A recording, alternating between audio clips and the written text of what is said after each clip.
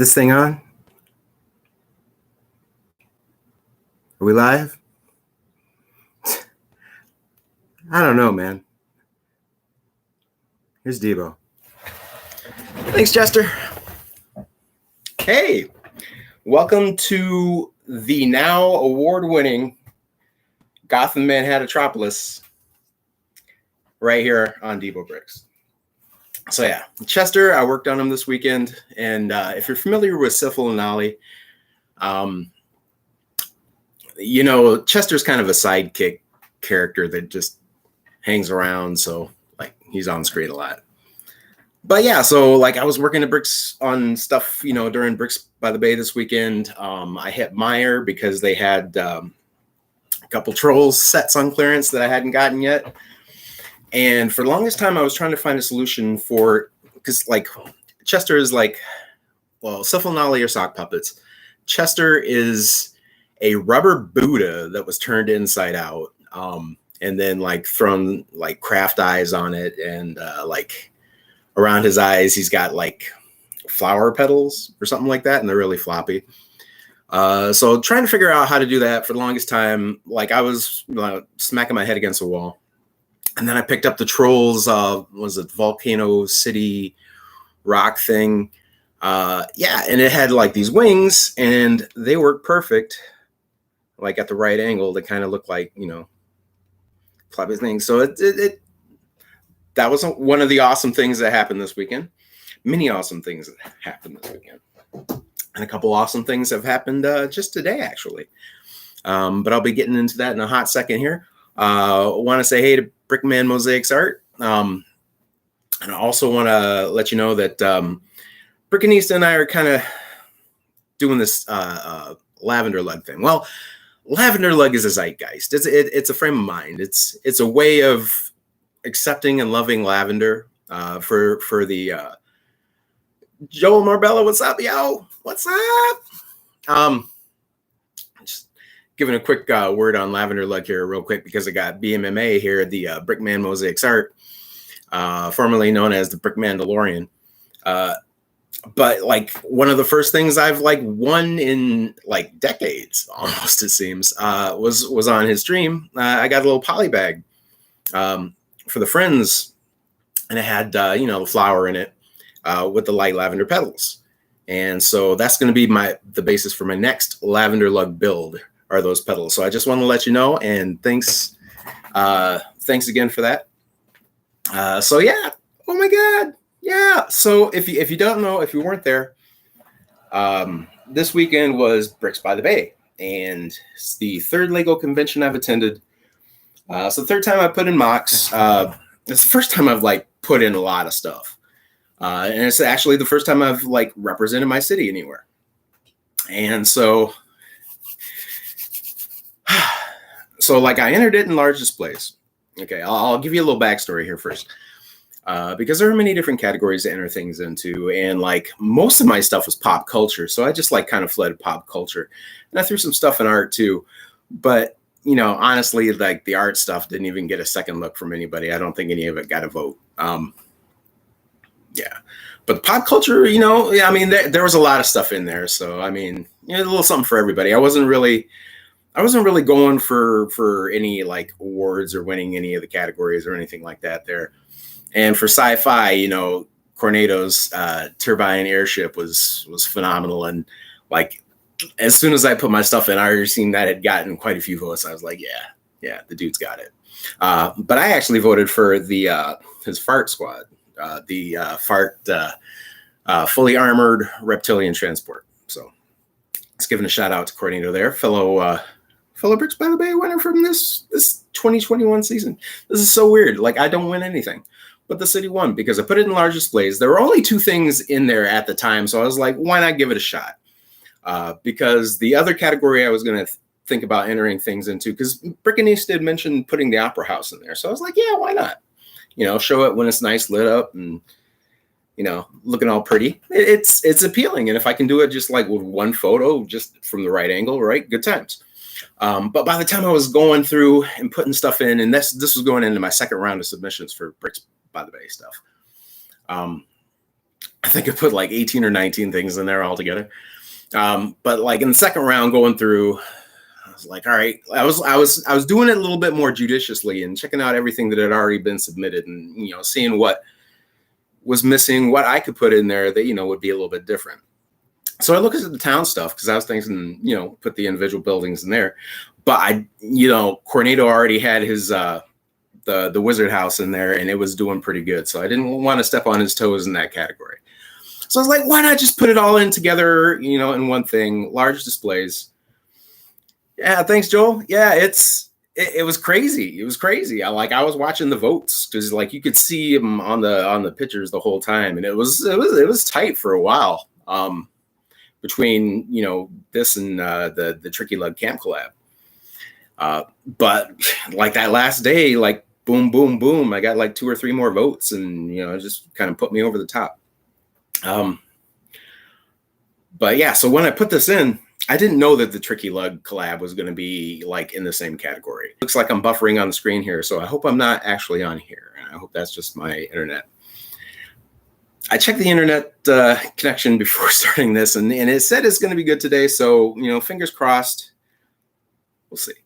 But yeah, so that was the thing. The Gothamanhattropolis won, and this is a good feeling, yo. It's like I don't win things, and I put a lot of time into the city. You know, I've been working on it since what 2006, 2007, in some form.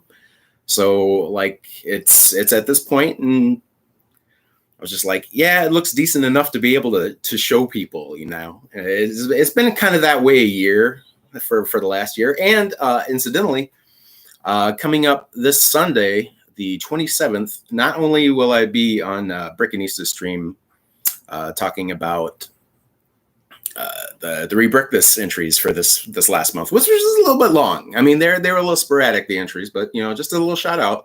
We got another week. I'm going to try and do another one, but again, I've stolen all the flame yellow out of that set, so I'm going to have to come up with something else out of there because I don't think I'm going to be getting another one, although it's good flame yellow. But anyway, Sunday the 27th. Turns out I checked out, you know, back in, you know, the records of my videos and stuff. That is the 1-year anniversary from my first Galactus video, which is the first YouTube video that I put on here when I was, you know, starting to get Galactus planning. So like that's my 1-year YouTube anniversary. And so Debo Bricks has been a thing since then. So, you know, good times, right? There's all kinds of stuff happening. Like, you know, it's brick serendipity. It's coming together. Yeah, I won a second time, but like, I don't know. Like, but I mean, you know, there's winning by chance, which is something that, you know, I just don't have luck, right? And then there's winning with just what I won. Hey, what's going on, Aubrey? Yeah, no, it's they announced it at the closing ceremonies. The city won large display. Yeah, Gothamanhattropolis got best large display, and it was voted on by the people. So thank you, peoples. Yeah, and so yeah, when I put it in, there were only 2 other entries there. There ended up being 6 all total, and 2 of those got submitted once the deadline was extended. Those being at least the Tricky Lug collab, and I think the Bricks by the Bay Jungle collab. Some, you know, there were a couple other ones that got put in there under the wire. So like I had no idea that I'd be going up against like the camping collab in that category, and that was a wild thing to watch and pay attention to, because you could see the votes on all the different pictures. Oh, and Aubrey, let Cole know that I did vote for the ATRV because I freaking love that thing. It was amazing. But yeah, so boom, and like I was telling Brickman earlier, I'm gonna be working on another lavender lug lavender lug build some point coming up here, using light lavender, medium lavender, maybe some other stuff. See what happens there. Yeah, I hope they did. I mean, that would be cool. It was a little bit awkward. I think there was a big pause after Steve Parmalee announced it, where he just kind of kept the thing on the screen. So I was like, should I say something at this point? Like I was like I don't know how to react in that situation because this is like I've never really been in that situation. So, but yeah, that was wild. So that was a thing. That was a wild thing. So that was what was going on this weekend. And I was building the whole time while I was in all the sessions and stuff because, being in the Zoom room and having your camera on or off, I could, like, I've got everything at hand here. So, like, people talking about Lego, of course you're going to want to build Lego. So I got Chester done. Chester, I'm not going to do like Syphil and Ollie and build a little base for him. I think I'm going to just, when I'm holding him, try and get like a long sleeve so it looks more appropriate. So Chester was one thing I got done this weekend. Another thing I got done this weekend, minus a couple pieces that I got to get off Bricklink. Let's see. Yeah, I do have to do an Instagram post about it. I've been kind of remiss in my Instagram posts lately. But yeah, so you may or may not know, I'm a manga fan, and a Tezuka fan at that. So one of my favorite comic series of all time is Phoenix. It's like part historical, part sci-fi, part mystical, and like the Phoenix, the bird, ties it all together because the Phoenix is eternal, it keeps being reborn. So throughout the comic series, the Phoenix is appearing in, generally this form. And yeah, there's just a couple things I got to correct with color. I got to finish off her tail tips, but she's coming together pretty good. The head took a long time to work on. I had to get a double studded 1x1 to get that working out there. The tails with all the mixel joints, I'm surprised that they can hold that form with that much weight on them at that point. But like I say, I got to put a little bit more on there. And here's a bummer. I ordered from a Bricklink store, Stella's Bricks. I'm going to say the name. I'm going to say the name because there was a thing. But I ordered like 30 of the 1x2 45 degree slopes in dark pink, and they sent magenta. And the funny thing is the second time I had a problem with the store, because like the first time I had an order there, I had ordered 2 of those little octagon bar things, right? The 2x2 with a octagon bar going around it. Wonderful things. You can make balloons on them and all kinds of stuff. Like originally, I think it was like an underwater thing. But anyway, so they didn't have 2 of those in the order, so I let them know. And they sent them right out. And she was like, well, because of that, you get free shipping on the next order. So then I put in my next order and like put a little note in there about the free shipping because there was no option to get it, and nothing happened there. Then they sent the things. And the weird thing is like their store is in New York. So like everything, when it says, this and this printed shipping label, and it's in New York, and then like this actual stuff sends out from like Texas. So, weird. But anyway, that's the second time I had a problem with them. I dropped them a line and let them know about these magenta things because I really needed the dark pink. Anyway, I'm going off on a tangent. Sorry, y'all. Stella's Bricks, just so you know. Yeah. But yeah, I just put in the final orders just before the stream, actually, minutes before the stream, to get her finished up with the rings and everything. Had to get a lot of stuff. Hey, what's going on, Alexander? But yeah, so one of my all-time favorite characters, one of my dream builds, one of the things I've wanted to do since before Lego. Like when Lego wouldn't, or at least my skill with Lego wasn't at the point where I could do something like this. I wanted to do it out of plasticine, out of Sculpey. So I have like a whole ton of yellow Sculpey that I'm just not going to have to use anymore, which is kind of good because Sculpey's a little bit of a pain to work with. But yeah, so I got my Phoenix, and she's almost perfect. So soon she will be. But yeah, let's see. I'm going to catch up on the chat a little bit because I went on to a Bricklink rant. I will go into Bricklink rants. Just be forewarned if something goes wrong. But if something goes right, I'll let you know too. And I got a couple other mail things to talk about today as well. Just picked up the Daily Bugle. Next live stream you can jump on. I'm going to have a friend helping me build the set with me. Live stream will start sometime this July. I'll keep my eyes peeled. Sometimes it's tough for me to watch things on Instagram. mostly just because I really check my Instagram when I go out and have a smoke, and I'm trying to quit smoking. So we'll see. Yeah, but anyway, you know, my time on Instagram is probably about 5 minutes, so I just rarely jump into other people's live videos. But and I saw, Brickman, that you did have you're not going to be able to do it on YouTube, so I'll try and keep aware, and if I see it, I'll try and hop on and see what's going down. Yeah, the frictional mixel friction is kind of a temporary thing, and you got to be careful with it for sure. So I'm trying to not do too much posing, even though I'm extremely tempted. But you know, once I get those, and I do notice that the ones that have the ball and the socket on them do have just like a slightly higher coefficient of friction than the other ones, or coefficient of clutch. Yeah, let's let that become a thing. The coefficient of clutch. Yeah, it's very frustrating because like it was 30 of them, and like they did a thing and they were trying to make up for it, or at least I thought in my eyes. So I was like, yeah, well, you've got what I need. I'm going to go in there and get it, and everything will work out.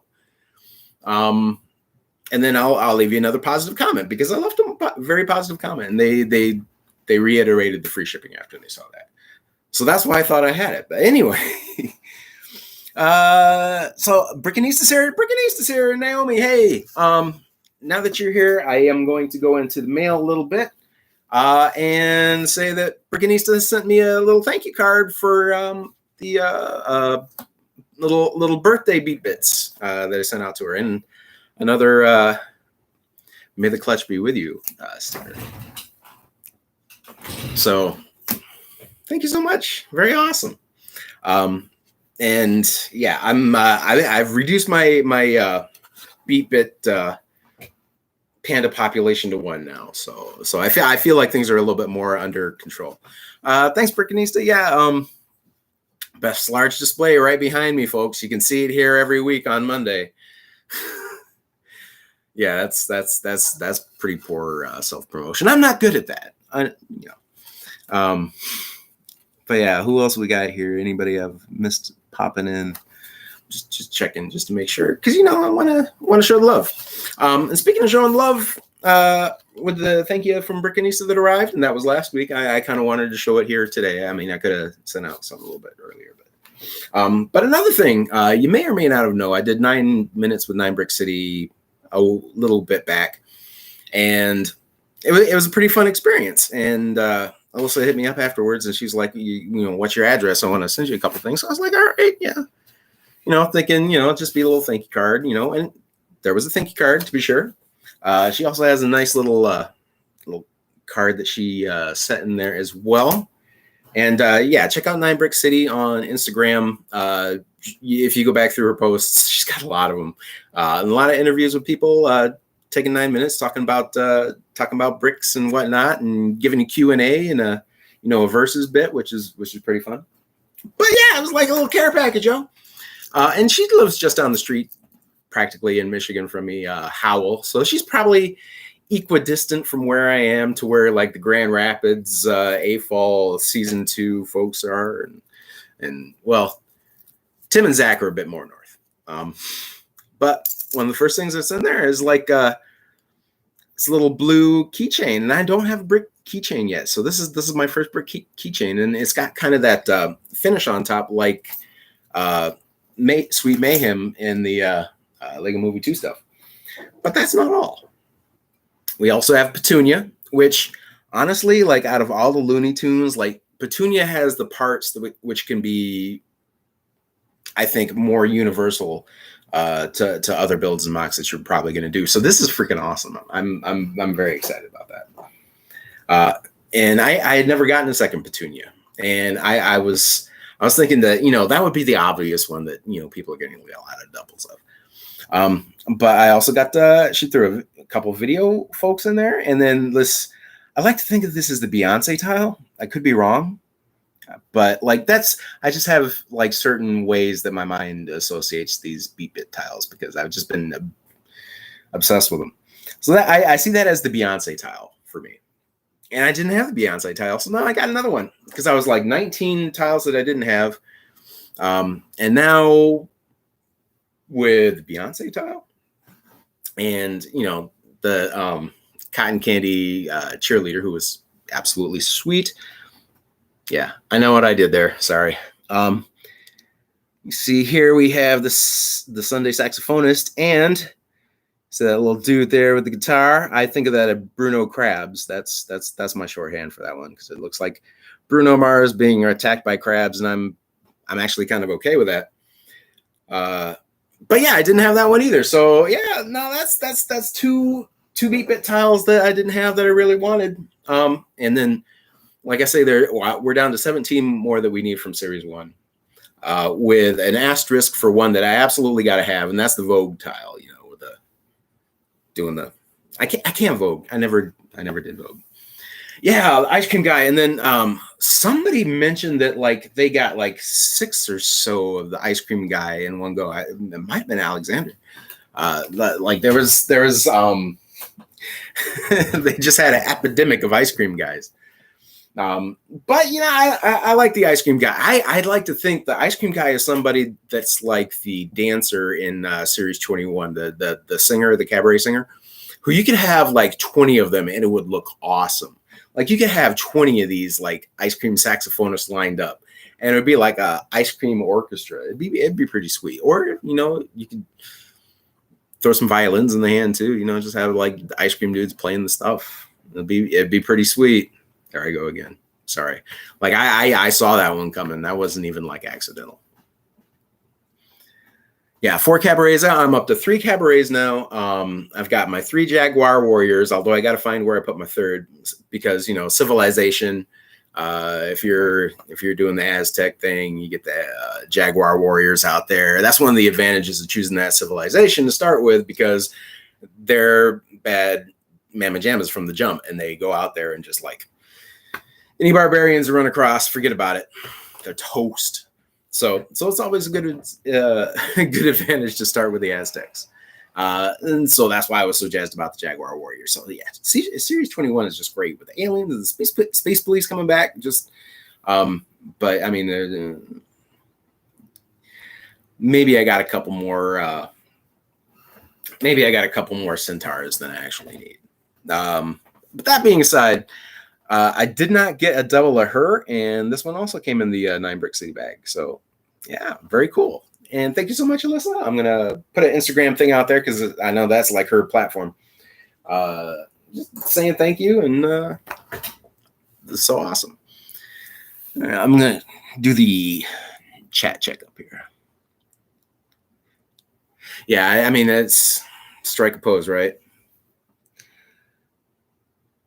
Yeah, ice cream guys are cool.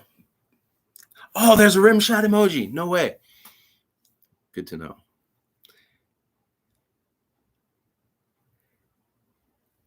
Yeah, look. Okay, well, my video experience wasn't bad. Like I've known a lot of people who've gotten like serious repeating, figure issues, but I didn't have that because I hit target. I had hit target right at the right time. Boxes were still like intact. Rows were still intact. Like when I hit the store. I mean, I went there first when they first got them out there. That first box that just kind of disappears in the course of a day. So if you're not there at the right time, you're not going to see it. But I grabbed 4, just like a straight line of 4 from that point, and that was the like 4 of the 6 that I absolutely had to have. So and Samarapper was in there, so I thought I was good. And then I kept seeing the figures and seeing the beat bits, and like I need more. And then I hit the place at the right time again, and very fresh, unopened box. I peeled back the top.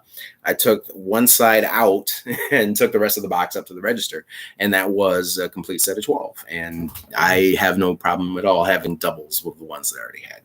Plus, like all the figures lately have been really detailed, and having doubles of them to mix and match with other things to try and come up with something new, it's not a bad thing. It's really not a bad thing. But yeah, I mean, one of the cool things, I've being kind of an introvert and an inside dude, and like not being able to travel wide and all about and that.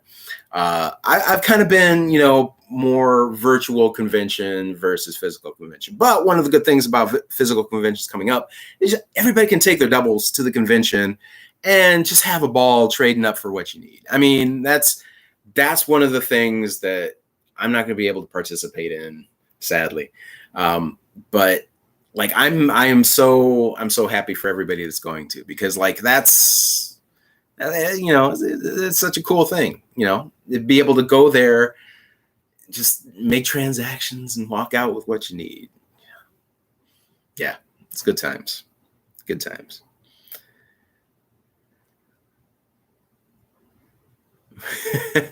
Nice. Very nice, Joel. Yeah.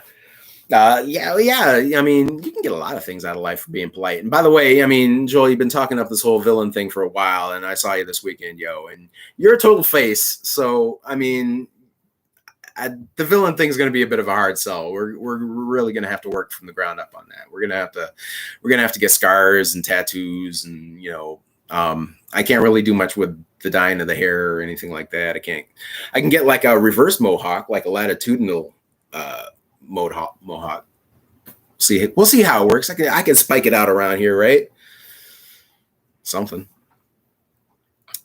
But yeah, if you're looking for beat bits on Bricklink, you're going to be paying, depending on how much that person has in stock, anywhere from 50. I mean, I've seen a couple for 25 cents, but you're going to be paying around 50 to 75 cents generally for a lot of the common ones. For some of the more iconic ones, generally 90 cents to $1.25. Just from what I've seen, because when I go to Bricklink, if I'm in somebody's store and I'm about to make an order, I look through everything they have to make sure I don't overlook something that I need that would possibly walk by, or, like a 3-cent piece that I'll just throw in there because it's not going to throw the shipping off too far. So stuff like that. Yeah. Definitely got to get an eye patch going. But I've got Nora and she's got one eye. So if I get her an eye patch, then yeah, I'm probably going to have to get a matching eye patch. So, I mean, it's a good thing I can sew, because if I need to, I've made eye patches before. Once upon a time, I used to work at a shoe repair. Once upon a time, I used to fix very large things on an industrial sewing machine. So I'm pretty good at sewing with leather, but I'd have to call in a few connections to get the machinery going. But that being said, yeah, if I had to bring this city to a physical convention, dude, like that would not happen. Like that's an impossibility. Because I just don't have a car or any form of transportation other than, well, I got a Schwinn a few weeks ago. Oliver Schwindel Holmes. He's sitting out there in the garage, lightly unused due to, thankfully, a good bit of rain that's been happening lately. But me and Oliver, we're gonna be hitting the roads before too long. I used to ride a bike everywhere, That's kind of one of the reasons why I got the name Debo, because if you've seen the movie Friday, Debo took Craig's bike. No, not Craig's bike. The other dude that he worked with at UPS took his bike, and he's riding around everywhere, and you can hear Debo coming from the squeak of the bike. So that's one of the reasons why I got the name Debo, because I rode a bike everywhere. So yeah, I got that out there. And yeah, moving the city just ain't gonna happen unless I call in a few favors. And yeah. So, I mean, plus I've moved this city probably at half this size from an apartment to here. Man, let me tell you what. Something else, right? Like the boxes that had to be dedicated to it. But thankfully I worked at Panera at the time, and I was kind of the stock guy who put everything away. So I was the person who took the big boxes off the shelf when they became empty, or emptied the boxes. So I had massive cup boxes that I could just pretty much move everything into and brace them in a little bit with pillows and blankets and things. So that wasn't so bad, but that's like a home move. But, trying to transport this stuff miles and miles and miles, possibly to Brick World, Chicago, it'd be rough. I'd have to reconstruct everything within a matter of hours getting there, not to mention getting it inside and transported and up. And yeah, not going to happen. I'd like to think I'm that ambitious, but I'm not that ambitious. But yeah, I saw an opening. There were only 2 entries. I was like, you know what? The city might stack up pretty good there. Plus, I didn't want to step on Cornado's toes in the town and whatnot. So I was like, yeah, I'll just throw it in large displays. So, and it worked. So yeah, thank you everybody. And that's crazy. Yeah, U-Haul rental. That would be a thing. I froze for me. Let's see.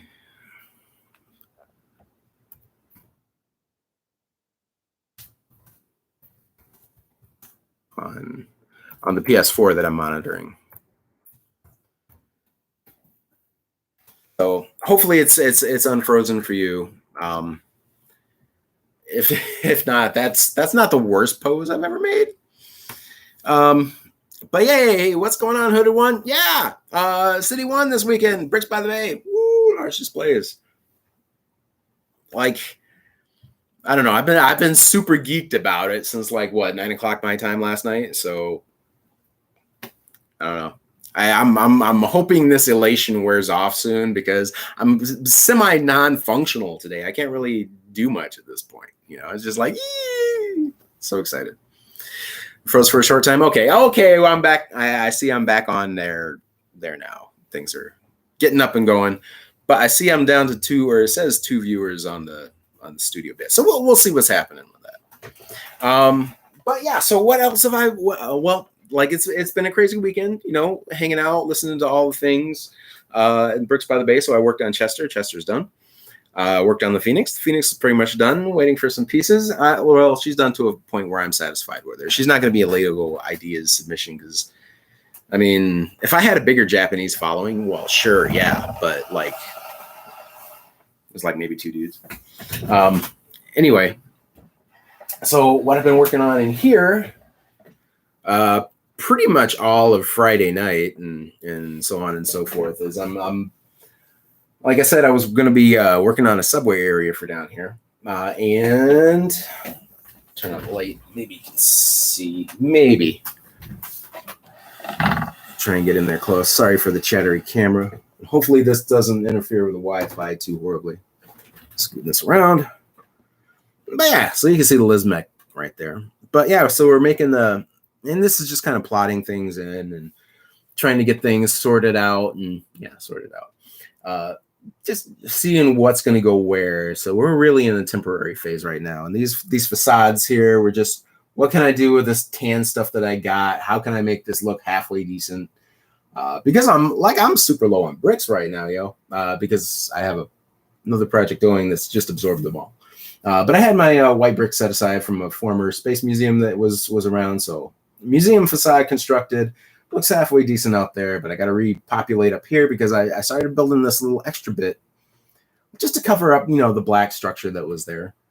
So yeah, we got some flowers going on. There was more flowers up here, but I stole them all to go down there. So I got to repopulate that. And, the dogs look like they're having fun now.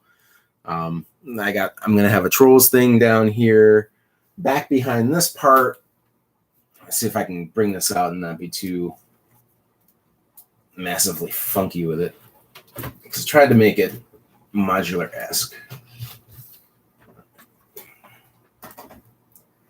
So yeah, what's going on back here now is just, there goes Stephanie. I can't say she didn't bring it upon herself. So yeah, what I'm working on back here now, you got like the space area. The museum's going to be, sorted out. I got a lot of road plates under here because this used to be like a hangar. So I might switch those out. I might just plate over them, the base plates that are in there. We're going to find out. But yeah, so like over here is going to be the station. Back in the back there, I have a basketball game going on, a little 2-on-2 with stormtroopers checking it out. Can't really see it. It's way back there. Yeah, so I'm going to have to figure out something with the camera to get back in there so you can see everything. But yeah, so that, and then I got some little stores, some little floatable things, the Bean There, Donut That, the Slush Ice set from Newberry, TARDIS, various other things, dinosaurs and Neans in there. The NASA women are in there. Some Daleks, all kinds of Martians, all kinds of battle droids and things like that. So I really need to make like a space station to absorb all the space folk. I really do. Like, I have like so many aliens in town right now. It's just not even great. You can't even keep track of them all, you know. And now I have a new love because of that.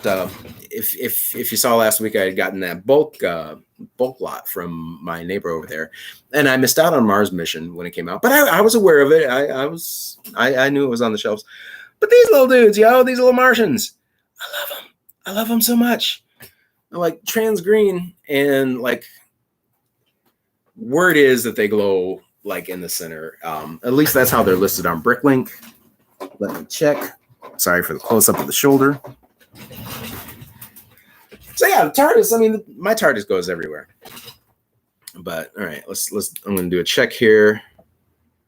Oh hey, a little something. A little something with the UV light there. So yeah. Oh my God, I didn't even notice that, and it blends in so well with the green that's already molded on there. So yeah, Martians are like these dudes are my new favorite thing, and like not only these Martians. And I don't think I got to find where I got my other Martians at, but like life on Mars Martians are just wonderful things. So I mean, I've had a little bit of resurgence of some old school Lego love coming up.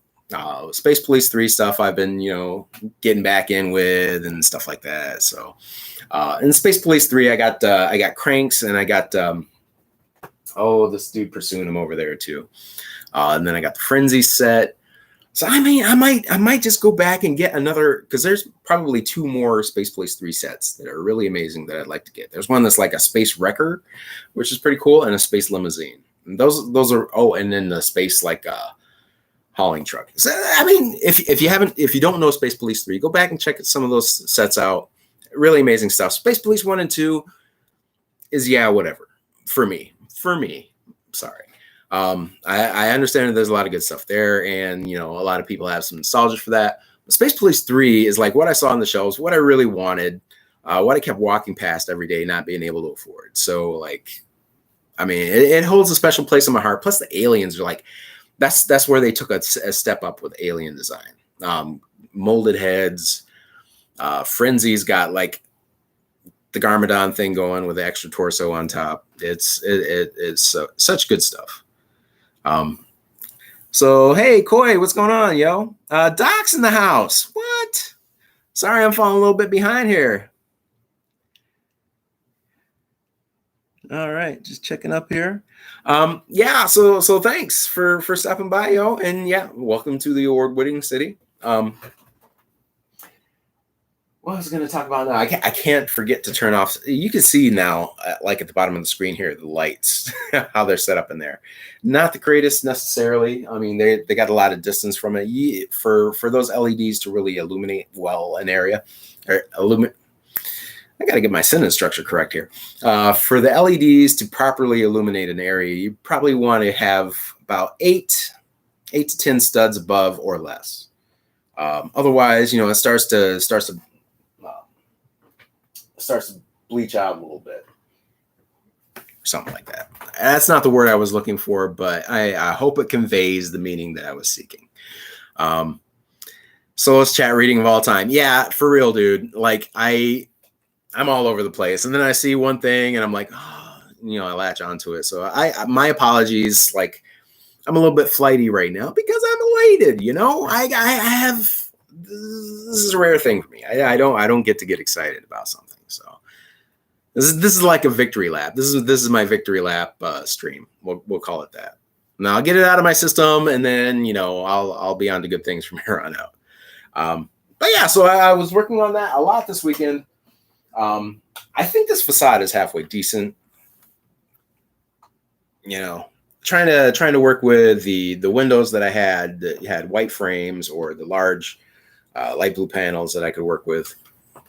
I'm just trying to, get something that looked halfway modern, contemporary, really, but not too, loud, for a museum. So something that wouldn't take away from what was within the museum too much, but interesting enough to let you say, I want to see what's inside there, right? And then the thing next to it is like a lot of hidden side. From the high school, I had this all set aside. It was possibly going to go back into the Wayne Manor or something like that because, I have two tan sinkholes where it all kind of ends up going to. Yeah, new dog. Yeah, thanks, everyone. Yeah, yes, like the stream. If you like the stream, if you don't like the stream, let me know why you don't like the stream. That way, I can improve the stream. Not because I'm a people pleaser, but because I want to produce quality stuff like Don Brickles as a standard, and I'm not meeting Don Brickles standards by any means. But this, I constructed from a hidden side stuff that I gleaned from the high school and probably a couple other sets. But just a lot of tan stuff that was archways and whatnot. So I fooled around with this, trying to get something that looked halfway decent. This looks halfway decent. I kind of got the halfway and just called it good. So yeah, and then this is just another facade for over there. In total, it's probably going to be like 4 facades, or I could break them up even a little bit smaller. We're going to see how that goes. But I want to have like one large archway area for the subway proper, for the entrance to that, just because it looks more inviting. And I got random tiles sitting on here, so they're just like dropping. Yeah, and I finally have like a walk down area for like a ramp. Yeah, that's a walk down area. Sure, I'm just making up terms for words that already exist, right? So we have a ramp now, also known as walk down area, and it is handicap accessible. There's a dude over there with a wheelchair, and it can take the wheelchair. And in my mind, if the slope might be a little steep for your average wheelchair, there's like a mechanism that'll engage, kind of like a roller coaster carriage, that'll take you either up or down depending on what you need. Because there aren't a lot of wheelchair users in town, but there are enough to to facilitate accessibility. But hey, Sylvia, what's going on, yo? Let's see. Oh, thanks, Burkinista. Yeah, the city is she precious to me. But I've got this one from a night bus set I want to put down there. So there's going to be a lot more interior work going on with the subway. And then this little sign here from the museum, because like there's a caveman in there, because most of the museum stuff came from the Capital City set. Tiffany got me when we went to the Lego store a couple of years back. And that was like $99, something like that. But there was a lot of good elements in there. And actually, the basis for what became the Great West Hotel behind me here came from that set, like the beginning bits. And so I just kind of played the rest of that idea out into an entire hotel, because I was transfixed by the idea. I thought, yes, my city needs a hotel. But amazingly, there's not as much room in there as you might think. But I do cram a lot of figures in there for it being such a small space. And I was glad to use one of the little extra stickers that I had. That came with a little pack, which are going to be tough to get now because they're discontinued. But if you have them, they have good stuff in them. I got 2 of them. And this is just a little transparent sticker for different destinations, by rail, I would assume. So yeah, it looks good. And if you don't look too close at it and see, it's got Brussels, Rome, Paris, Prague, Copenhagen, London, Madrid, Berlin. Yeah. So as long as you're not looking too close and you're like, so how is this thing that's in Gothamanhattropolis going to get me into Europe just on the rails? Well, there's magic at work, folks. There's magic at work. That's what we're doing. But yeah, I love those stickers too. They're the gifts that keep on giving. Let's see. This one, which was especially useful for what I got going on here, was also in that set. And that is Station, right? And if you're Bill and Ted's Bogus Journey fan, Station. So yeah, that, and then I got like this bit here from a couple of different hidden side sets. The Newberry Station from the train set, and then that from the Welcome to the Hidden Side set, I believe. Or one of these is from the Hidden Side, Welcome to the Hidden Side, and the other one's from the Subway, actual Subway set. And then this, I think, yeah, this is the one that's from the Welcome to the Hidden Side, and that's Newberry Park. So there's a couple little things in there. So yeah, I wanted this little area up top to look like, just little billboards, little signage that you see when you're going into a subway, because, when you can put a sign somewhere in a city, you take the advantage and you put a sign there. I do need to up my signage a little bit, and I'm going to be working on that. I mean, I got that big billboard there, but I got a couple other billboards that are in the works. So yeah, good times, right? Let's see. Oh, Romanian, no worries, yo. Glad to have you. Glad to have you, Sylvia. Yeah, so that's what I was working on in the city this weekend. I do need to figure out a Stephanie mech, because I want to have the Liz mech. I want to do this all in one picture for the Tricky Bricks for the Liz challenge. Have the Liz mech releasing the animals that Stephanie had rescued from their cages with like the beaten husk of a Stephanie mech smoldering like in the corner or something like that. It's a little bit more ambitious than I thought I was going to take this thing, but that's kind of what I want to do for this Tricky Bricks challenge. So we're going to see if I can even accomplish that. But I want to do another mech. I'm a big fan of mechs, and I missed Mech 101 this weekend, so I hope I get to see that. I hope they put that put out a little video for it, even though it was for teens. But yeah, so yeah, and Stephanie has actually just fallen behind here, so I'm gonna reassemble this facade. I'll let y'all watch while I do that, because it's kind of weird back in here. This is a time of great flux in this part of the city. Everything up here is pretty much set. The red building, we're gonna go back into very soon here and fix some stuff up. And you see how I got that circular medallion type thing on the side there. I now have another for the opposite road facing side. So I got that to do in there, plus working with the so-called elevator shaft that's actually like a maintenance lighting shaft. It's going to be running up the center of that. So that's something I'm going to be working on very, very soon here. Now that I've got everything sorted now, like thanks to this weekend. I did a mad sort, yo.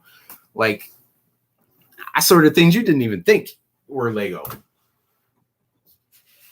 Yeah, that's taking it too far. It's taking it too far. But yeah, so fixing this up is something we got to do. Revisit the Batcave, because now we have Batwing, which is homeless because it was stored over here. So I got to get another free area in there. So I think I'm going to take that gym out. And since we're going to have to make another supported area, shift this all over so we can fit the Daily Planet somewhere on this. Yeah, there we go. It happened. So we can fit the Daily Planet somewhere up in here. I'm going to have to go through and make another little supported area here for the infrastructure. So what's going to go underneath that is going to be the skate park, because I have a whole lot of skaters that are really upset right now because they're all in a Pick a Brick Cup. They're not happy. It's like 12 or 13 skaters that, they got their half pipe stolen from them. The rails are, in use now. So they need their own setup. So that's going to be what one part is. It's going to be a skate park. And then I'm going to redo the Batcave area. And I think it's going to be skate park plus boxing ring. So I'm going to take the boxing ring and put that in there as a thing. So, and doing that, I might end up moving the basketball court closer and making like a rec area or something. These folks have some emotions and things that they need to work out of their system. There's a whole lot of tension in this city. All right, there, that is set. Rolling that back. There's Stephanie. Come here, Stephanie. So if you don't know, Stephanie is she's the mastermind of the rescue operation. we're gonna leave it at that. The mastermind of the rescue operation. I won't spoil too much. All right. So we are nearing 1:00, 1:00 Eastern, which means Nora might be popping up soon because ever since the Brick and East and I were on the Tricky Brick, she's kind of gotten her cycle set to Logan cookie time, so she might be waking up soon and wanting food. So we'll hear her before we see her. And if you were at Bricks by the Bay this weekend, you got to see Nora because she popped in a lot, yo. Like whenever I was doing anything, she was there. When we were talking about the Tricky Lug camping collab, she popped in. She's like, "Hey, I happen to notice that you're talking to people. Why am I not in there?" So she got in.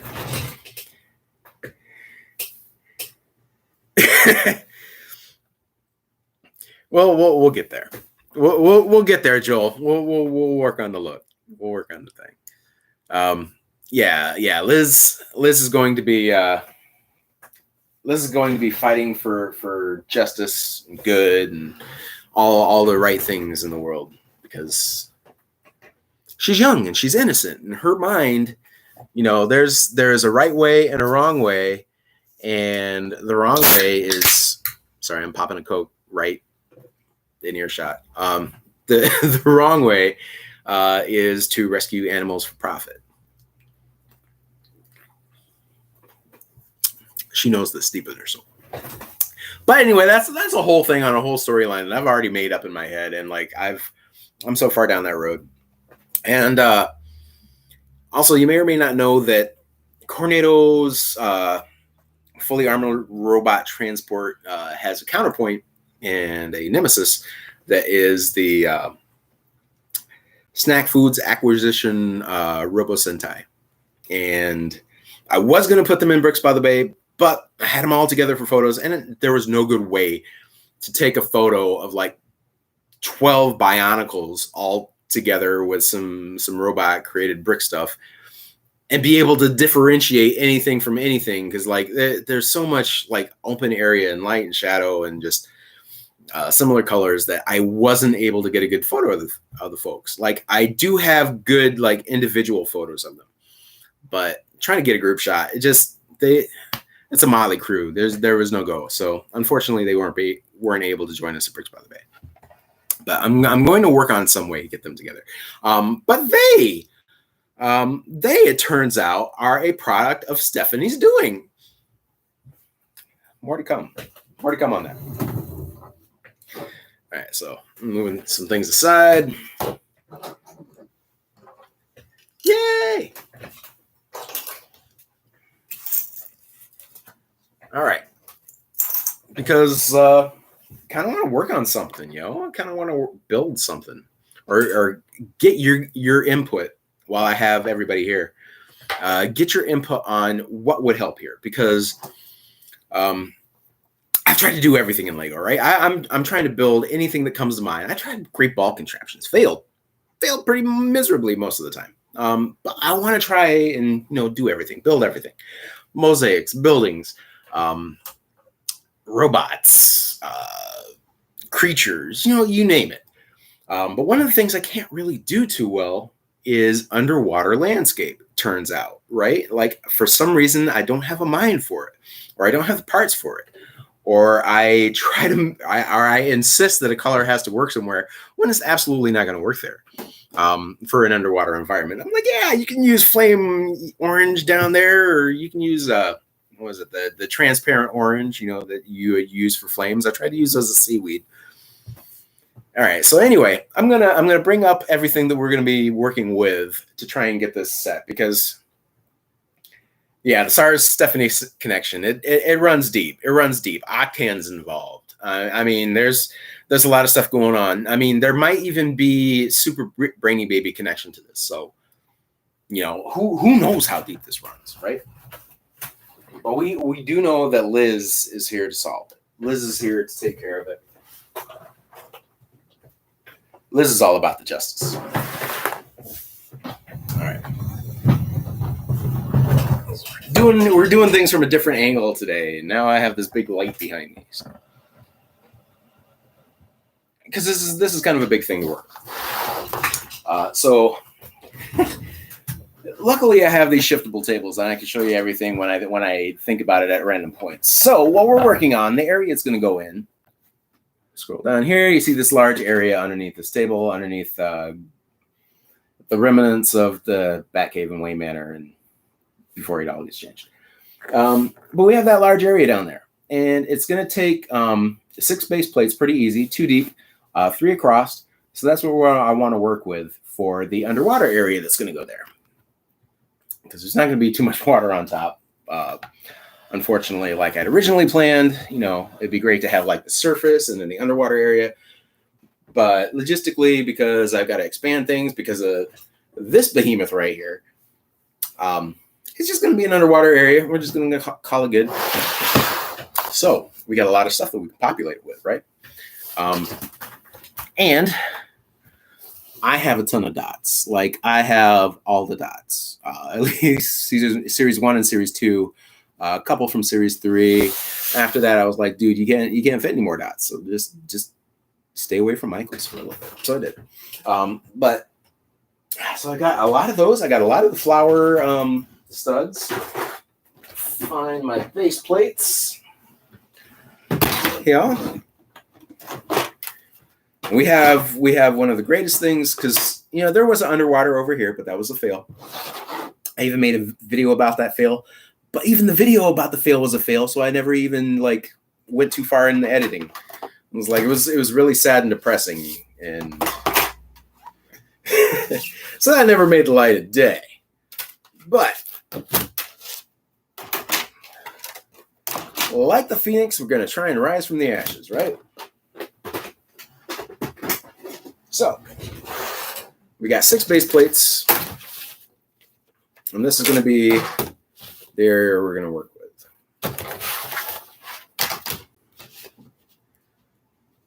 And this is just the footprint of the thing, right? But the interior area, I think in a cube under there, is going to be probably about 2 feet high, right? So you're going to have 2 foot high. I can't get a good angle on this. I should scooch down. I changed my chair back to my old chair that doesn't have the height adjustment because the so-called new chair that I tried to fix and hybridize 2 totally different chairs together, and I did all kinds of crazy voodoo out in the garage.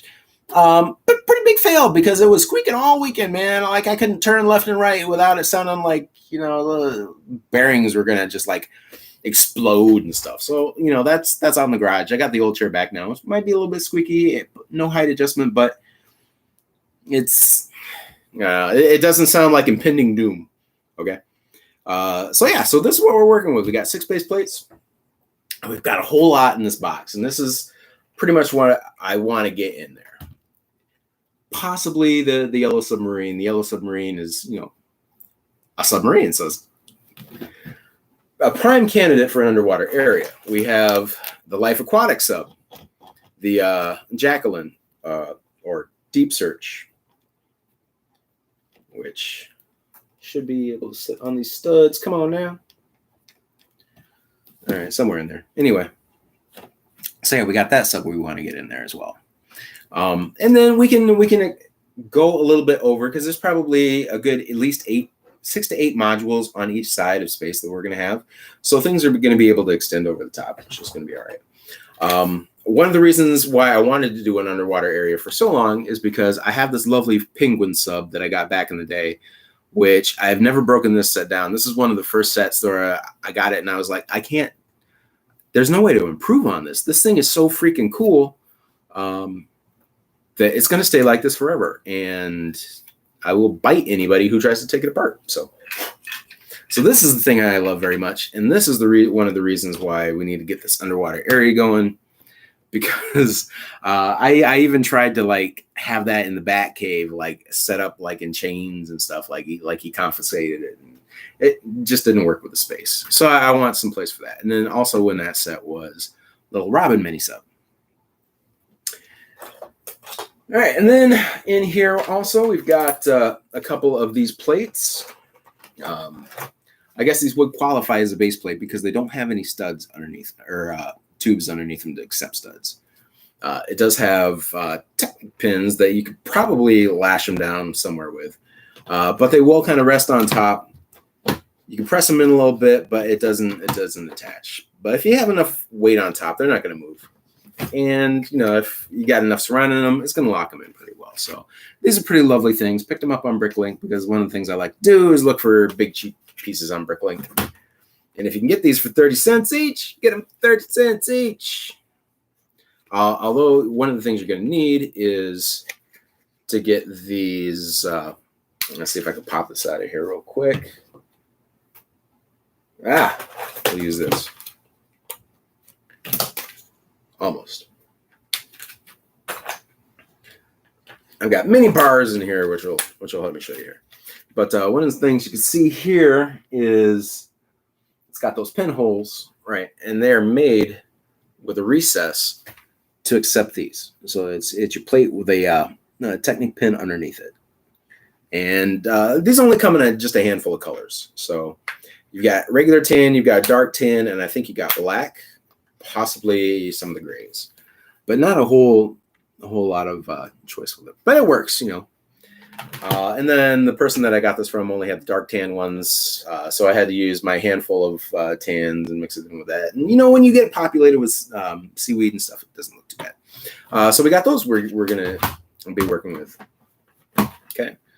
And they do sit next to each other kind of halfway decent. Let me get the subs out the way. Where's Aquaman when you need him, yo? Isn't he on break yet? I mean, this is his kind of stream. It's an underwater stream. Oh my god. Oh my god. Somebody stop me, please. Just drop an anvil on me, all right? Let's see. There we go. All right. So yeah, I could do like a central area here with the two of these back with each other, and then you can lock them together and stuff, and put plates on top and do all kinds of what you need to.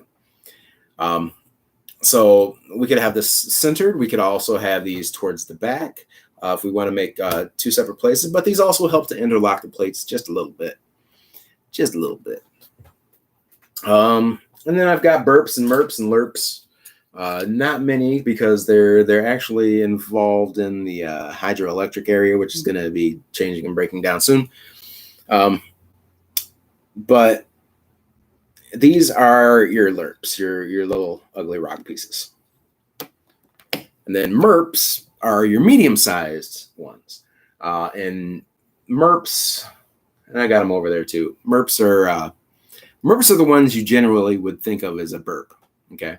But an actual burp will hold a merp on top of it, and the merp will hold a lerp. And so you can have like a stacked mountain looking thing. And then now there is even a kerp, which is a corner ugly rock piece, which is kind of a quarter dome thing. So it's more than just a burp. It's a lerp, it's merp, it's burp and kerp. So yeah, this is a lerp.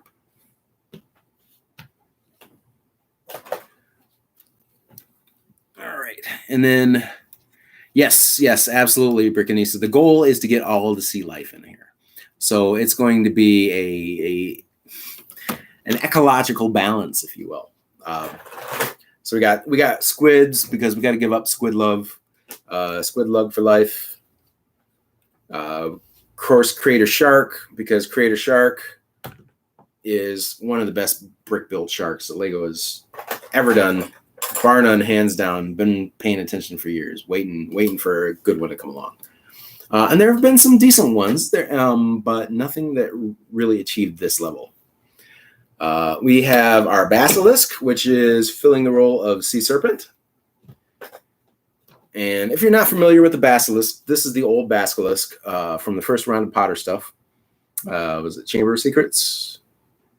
And I got these pretty cheap. I got these bits pretty cheap. One of the tough things to get is the, you see how I have the actual little tooth horn bits in there for teeth. The original set had glow-in-the-dark knives that went in there. And trying to get a hold of those, oh my God. I'm a gad. It's cost prohibitive to say the least. So we make do with those, and it looks pretty darn good. So I'm all right with that. Yeah. So I mean, take it out of the Harry Potter realm, and we've got a sea serpent, and it's functioned as sea serpent for almost as long as I've had the Bee's Folly. Yeah. And then we got Jaws here, complete with air tank in the mouth, which was not an easy thing to rig. Let me tell you that. Because you might be able to see it here. I can't really take it out because it's kind of built into it. But I had to build a little bit that goes back into there and then put that on a round brick, and it all kind of slides in just so that he can chomp it in the right place and it looks not like horrible. So yeah, it took a lot of work to get that. Very small thing. So we're just kind of going through the box and seeing what's in here right now. And then also from that bulk lot I just got, which was one of the things that kind of put a boot to my pants to kind of get this thing moving. We got this huge angler, that has glow-in-the-dark tusks. And I can show you here with the black light, the ultraviolet light. Maybe you can see that a little bit, how it picks up that glow. Yes, good times. And those are something I've been looking at years and years on. I've got like 7 of them like scattered around. Actually, should be in this underwater box for use in the city and stuff like that. And I wanted to have a lot of glow in the dark elements in the underwater area, especially because we've got this cat from the recent Divers line that I picked up on Bricks and Pieces quite some time ago. So yeah, the big fangs here.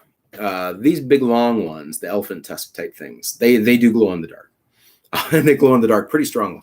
But the rest of the teeth are just normal. So just that bit stands out. But as pretty good for an angler, right? But this angler absolutely glows in the dark. All of the white area on it. And it's pretty freaky and frightening. And some folks speculated that little angler bit on top was tool ball size. That is not tool ball size. It's smaller than toe ball. Just a little something to put in there. Yes, glow in the dark, Aubrey. Glow in the dark is one of the categories. Like when I go to somebody's brick store, one of the first things I do is I switch over to color. Like they'll sort it by category and by color. So I'll switch it over to sort of everything by color.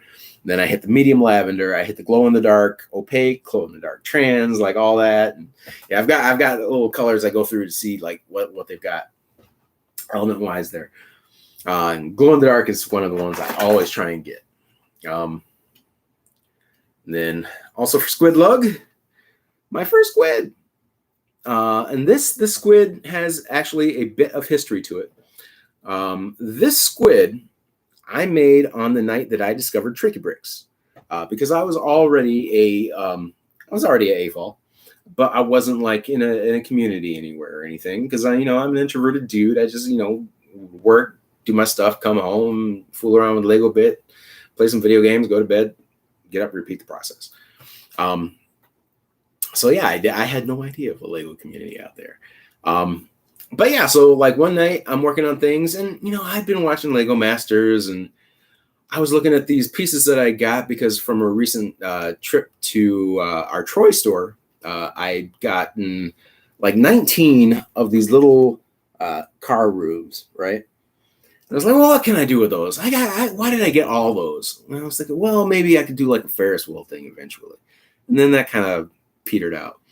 So I was like, well, all right. So I just started, snapping things together and stuff. And then I'd gotten the 2 hidden side lighthouses to put together. But taking that apart, I had the 2 huge eyes here that were in the lens of the lighthouse. And yeah, I was just working on things in checking out videos on a Humboldt squid and things like that. And then like 1 or 2 of Boone's videos had popped in there. And then there was this thing from Tricky Bricks. Like there was a Tricky Bricks broadcast that popped up, as something suggested, because I was just building, and I was just putting whatever on the background. And then, yeah, I tuned in, and I think it was possibly, I don't think it was like the Easter episode, the Women Who Build. I think it was 1 or 2 before that. And then it took me another week or so to be able to figure out that, hey, they're on West Coast time. That's why I'm not seeing them at the right point. And then I started to tune into the shows. But I was making this on the night that I discovered Tricky Bricks. So the squid, I love it so much. It has a special place in my heart, and it's got one of those bricks serendipity things, like the may the clutch be with you kind of a deal. Where the angles that I use in here, and like there's a click hinge that goes down, and like everything hits just the right angle, so it's just locked in perfectly, and it's not brittle. It doesn't want to tear apart. And yeah, so this, well, it looks like I'm missing a tentacle or 2 or 3. Oh, boxing time. But yeah, so this thing's been around for just about 14 months, maybe. And if you weren't here earlier when I announced it, next Sunday we're doing the Rebrick This, #RebrickThis, June 21 slideshow on Brickanista's channel. And that is June 27th at 1 p.m. Pacific, so 4 p.m. Eastern here. And so, yeah, we'll be looking at everything on the slideshow there. And then I also want to announce, too, if you weren't here earlier, that day, June 27th, is my 1-year YouTube anniversary. That's the first day that I put up a YouTube video, and it was the getting ready to make a Galactus, like showing you the plan. Like I had the Demon Bull King and the Galactus figure that I was kind of basing a lot of portions off of, and just kind of talking about the whole deal and putting a little silly Easter egg at the end of it. And and it's that was the beginning of it. So the 1-year anniversary. So now that I've been kind of in existence for a year, I can see if maybe the land would be like, hey guy. I don't know. Land is not a goal of mine, but it'd be something nice. So I'll check it out. But yeah, so my squid. I'm sorry, I keep talking about the squid. I love the squid so much. It's just like it's. Sometimes you make things with Lego that you will just like stare at for hours. That's one. Yeah, and then this I got from that bulk lot. Some Aqua Raiders. And I go to catalog these folks, to put them in the database to see, to get more accurate names, so that like if I need to find him again, I'll know who I'm looking for by Brickling's name. This is Aqua Raider Diver number 6, and I also have his partner in here, Aqua Raider Diver number 7, because names were just beyond them at that point, apparently. But yeah, well, it wasn't born on a Tricky Brick show, but it was created during, well, I mean, maybe, I don't know about born, maybe conceived. I don't know. The terminology there might get a little gray and a little bit gray and a little bit blue, if you know what I mean. So we'll just leave that alone. But this is one of my first Lego Sharks. Yay. And he's hung around for a while. Got him back in like 97 with like one of the first sets that I purchased with my own money as, an adult. So my first A-fall set was divers and swordfish. And then this is the new hammerhead. Yeah, you see, I got an assortment of sea life in here. New hammerhead is way choice. If you ever have the occasion to pick one up, I highly suggest it. And we got another dark gray shark. And we have a newer dark gray shark. And this dark bluish gray with the eye print thing there. And it's a little bit of a new mold with gills and whatnot. And we've got the new ray. Yes. We've got the old ray. We got 2 old rays. It's a very fierce looking ray. We also have Manta Ray Warriors from Atlantis. Yes. Hit up the Atlantis tab if you're ever on Bricklink and you're in somebody's store and they got it. You'll be amazed how cheap you can get this stuff. Squid Warrior there, also from Atlantis. Very keen. When I did the Nautilus Parade Flow Challenge, I had this guy chasing the Nautilus, but nobody seemed to pick up on that. A little thing I did for me. Shark robot legs. Oh man, Koi, that's a scary reminder of a manga I read by this guy named Junji Ito. I believe it's called Gyo. GYO is the name of the manga. But anyway, that happens. Like robot legs attach themselves to sea life, and like sharks begin walking on land, and like crazy things happen. And it is pretty nasty and disgusting. A lot of his work, but such a good read. So yeah, thanks for that. I appreciate that. Yeah, we might if I decide to go on a Junji Ito horror manga phase. But yeah, we got a little white shark, and I believe this guy was also in that first little set. Yeah, we're going through all the sea life in here. We're just kind of sorting today. We're just kind of getting an idea of what's in here, so we know what to work with. Maybe during this next week, y'all have one thing that's cool for me is like when I start to see things, maybe not initially. I come up with the idea, but like things kind of ferment a little bit upstairs, with the mind grapes. So squeeze the mind grapes, and things start to happen after a while. Octopus there, old school black octopus. I think I had a red octopus, or I wanted to get a red octopus. Yeah, I think I wanted to get a red octopus, but I never did. I have 2 white dolphins, one with a bent fin. I got them pretty cheap back in the day. The bent fin especially, because that one's only like $1.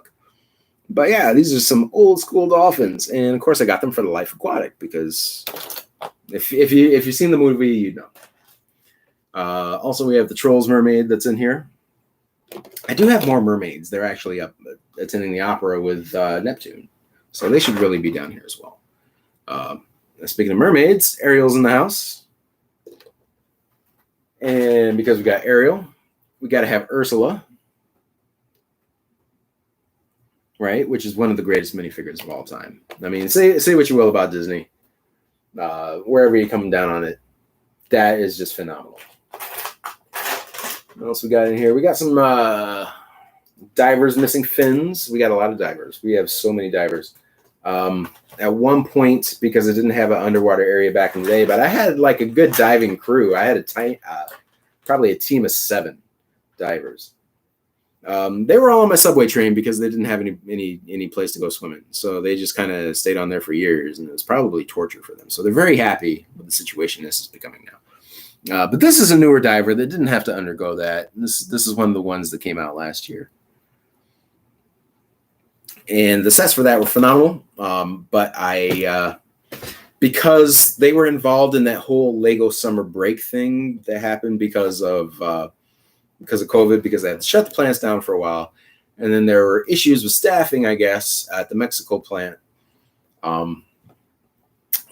U.S. stuff got put back by a good couple months. So stuff we were supposed to see in June last year, we ended up seeing in August. And that was one of the things that really hurt the third wave of Hidden Side, because that was supposed to be a June release. But we didn't see it for another 2 months. And everything that came out in June was like swooped up immediately. There was a very tough time to get Lego. Even just some of your regular sets just weren't in stock online. So if that would have come out on time, the Hidden Side stuff would have been able to, roll over maybe into another season. But because it was set back, Lego didn't produce as much of it, I don't believe. And so a lot of it became really tough to find. So if you see the Hidden Side Castle, get it. Yeah. So that's what happened back then. And that's kind of what's happening a little bit again this year, but it doesn't seem as like it seems like it's going to be weathered a little bit better by the AFOLs and the just Lego people in general, because video has kind of taken that bump for us a little bit this time around. But I think it could be just different factors. The US is working with getting everything up and running again right now, for better or worse, This crab also came in the creator set. Big fan of this crab. Big fan of crabs. Went to San Francisco 2019, as some of you might know. And one of the things I had to do is I had to have some crab. I had to have some crab caught right out of the bay. It was so good. It was so delicious. All right. And here's some of my classic divers. There we go. Yes. And I'm sure a lot of you, like if you get bulk lots, you've seen heads like this. That they kind of give you an idea that there's going to be something going on there, but like it's like the most minute of prints. So you have a face, you've got bangs, and you have a communicator coming from somewhere, and that's it. So like, I guess all these divers just have some really radical hairstyles. That's okay. They're divers. They can do what they want, yo. Here's another one from that line. I think I got a different helmet on them. But that's a beefy helmet, or at least visor. I think that was pretty cool. Aquaman is in the house. Arthur Curry doing his thing.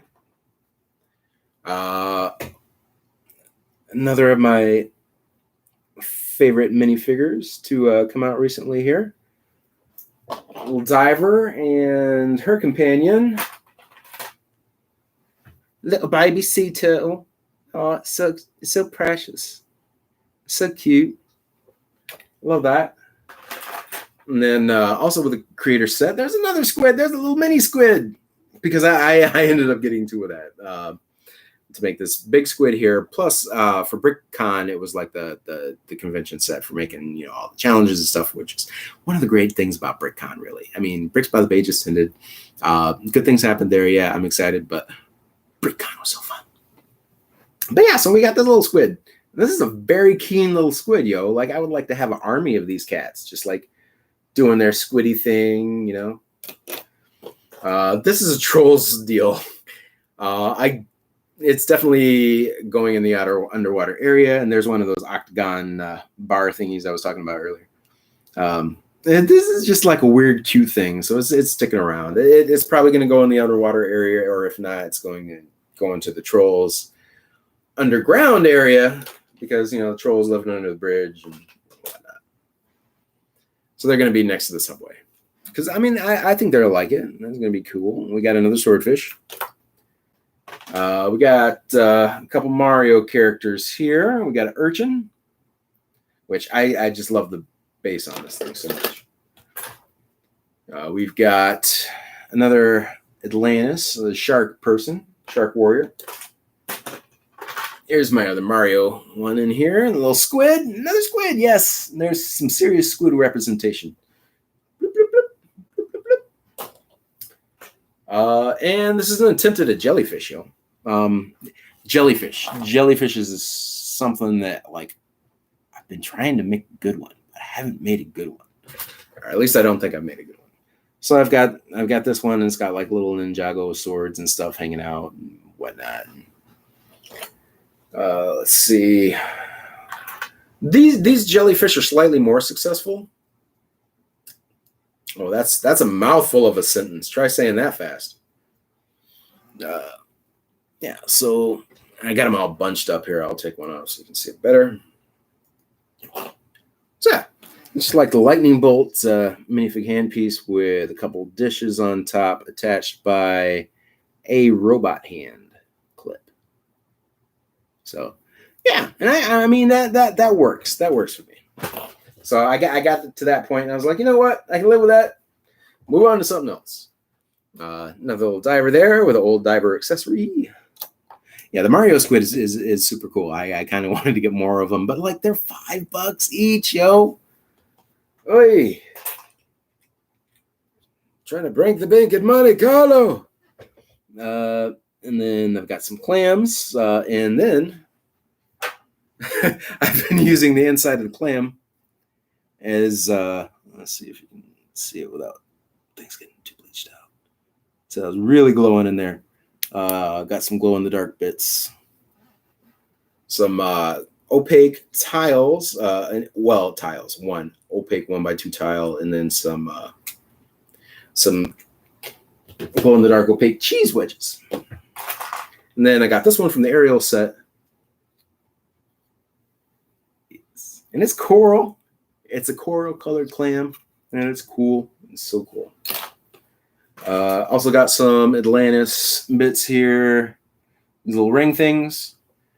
Because I never really got into Atlantis at the time, but after the fact, you know, it's really cool. There was like one set, like there was this Atlantis sub that was like beefy, awesome, just looks so amazing. And it's kind of been one of those sets that I've always like kicked myself for not getting, but you know, price and time, you know, those things happen. We got another diver in here from the old school. And that's about it in here for figures, unless you count, was it Flounder and Sebastian? So they're happening in there. We got another little submersible vehicle. I've got a whole number of clear pieces in here, as well as, I'll show you these. If you're familiar with Friends, you may have seen this, especially if you were down with their diving rescue animal mission stuff. You got to get like a little coral bag that went in there. Yeah. So all kinds of little coral underwater sea life is going on in here. So we got, I bought like 2 bags of that. And then Rob Zaccardi, when he went to BrickCon, like that was part of his thing. Like they sent him like 15 or so bags of those. So he sent everybody a bag of those when he sent out our Fab Max engraved bricks, which was just awesome. So yeah, like I've got all kinds of sweet coral underwater sea life in here. And then we've got the foliage, right? We got the foliage. You got sea life, and you got foliage, or you've got plant life, flora and fauna. Let's call it that. And I can tell I'm going to need to hydrate here, but I kind of want to get a nice area exposed before I do that. There we go.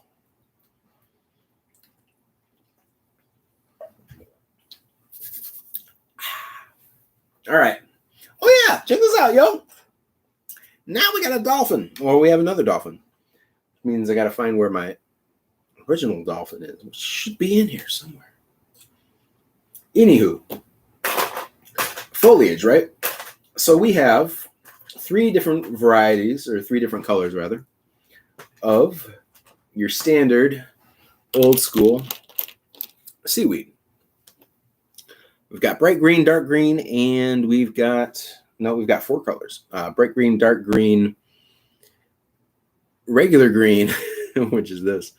And we also have black. I think that came with the Hidden Side,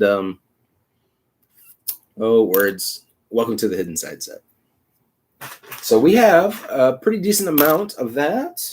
Let me fish that all out of here, because this is like one of those things, you know, over time.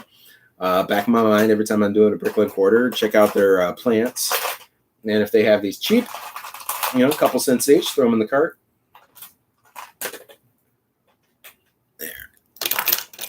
So yeah, that's what we got to work with. That it's really, it's not as much as it looks like when you're doing 6 base plates worth of area, right? This is probably just a shoal of seaweed. So we might end up having to do some weird stuff in here. And one of the things that's going to work for this area, or at least, yeah, the Hidden Side Metro for sure. One of the things that's going to work for this area is repetition, especially when we're doing something like coral or something like that.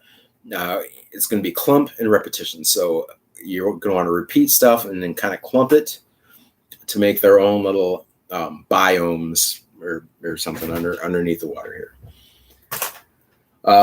So yeah, we've got the seaweed, and that's one thing. And then also I've been getting this stuff because it's just awesome and new, and it's got so much possibility beyond just being in the underwater. What they call this, the thalamus. This stuff here, which you might think of as coral, but it starts with a T is what the real name is that they use for it. But so many points of connection on here. Like, this is insane. This is like old school Bionicle level of connection. You can put anything, anywhere, any direction. I really would love to use this stuff outside of the underwater area, but we'll see what happens. I'd have to get a ton of it. So we got a handful there in the dark turquoise, or teal as some folks might call it. And we've also got 4 more there in coral. So we got that to work with. We got a couple crabs. We got some clams in here.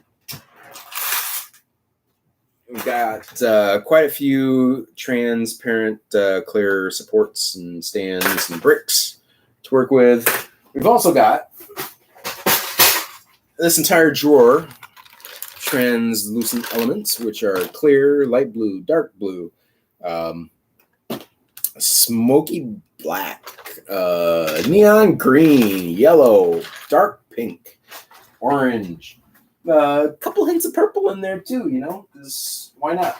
There's also some there's like regular trans green in there, but just a couple elements, not too much of that stuff. That's trans green, just like your basic trans green, is just kind of tough to use. It just, from my personal experience, it doesn't blacklight, and it mutes whatever's around. Lavender. There will be some lavender going on up in here for sure. The urchin is that lovely medium lavender. I'll put him right here. So yeah, so lavender, we'll take that for the suggestion. One of the things we're going to do in here. So yeah, hit me with things. Let me know what kind of ideas, what things you would like to see in here, what you think would make a successful underwater area, or even where I could look for it. If you've seen a particularly informative National Geographic special on underwater foliage, just let me know. But yeah, so hit me with things. I'm gonna be taking some notes here. Probably I could even take physical notes because I got a notepad that I keep handy just in case. So yeah, I'll write down some things to keep in mind for a first go over this, and we've got probably about a half hour left. So we'll get some brainstorming going, some ideas and whatnot, and then we'll try and move forward. One thing that's going to be great is we're going to be able to manage elevation a pretty fair bit. One of the things that was great about my other underwater area, but was also one of the handicaps of it, is I had a huge Technic thing created in the center of it to support the Bea's Folly, which floated on the surface, and then you'd see all the sea life down below. And so in the center area here, you had just this big rock formation, which the transparent Technic was coming out of, and it tried to make it look like bubbles and stuff. And it just kind of gummed up the whole works with how the whole thing was going to flow. So we could do central area. We could do it off to the side a little bit. Of course, throw it off the axis just a hair and work on the composition a little bit. And then, this is going to be something that we can play around with and plug and remove and, copy and paste and edit and do all the things with. So this is like a blank canvas we're starting with here. And we've got our palette laid out in front of us for the most part. Finding Nemo. Okay, well that's a good thing. Like I don't think usually to watch Disney things, so and I've seen Finding Nemo, but it's been a while. Mostly I've been watching 20,000 Leagues Under the Sea a lot lately.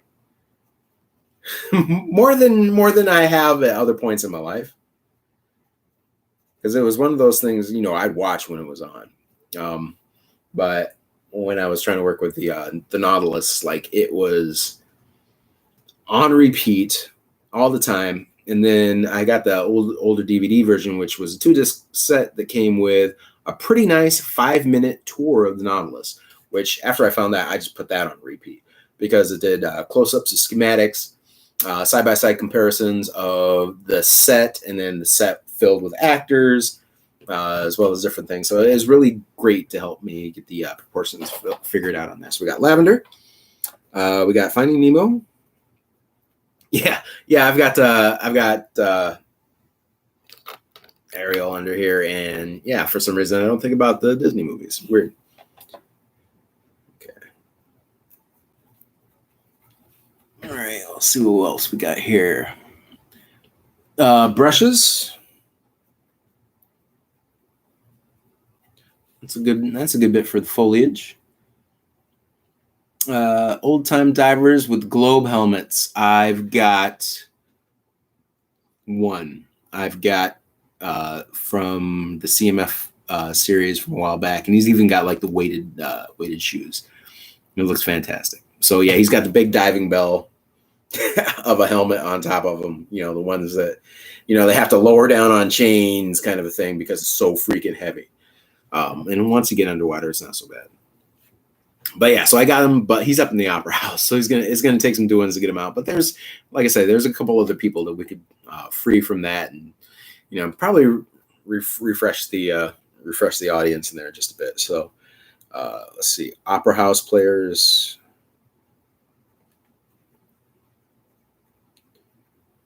And I'll know what that means, because that means just to get some folks out of there that should be somewhere else. SpongeBob. I do have Patrick and I do have SpongeBob somewhere in the city. I think they're hanging out either at the opera or no, I think they're at the superhero mixer. Interestingly enough, Patrick used to run. Okay. You know how there was like the extreme sports thing that happened like late 90s, early 2000 things with Lego. And then they had these 2x3 tiles with like the X on them, right? Well, I picked up a bulk lot very early on, right around the time when I was starting to do the city. And a couple of years later, I ended up getting like the, every time I do this, like the shark's moving. That's awesome. Aquaman and his army of fishes. Oh, we got fishes for sure, yo. No, I'm writing down everything here, yo. I need like all kinds of fresh perspectives on this, even if it's like, you know, things that I should just know. Like Finding Nemo. Like I should have known.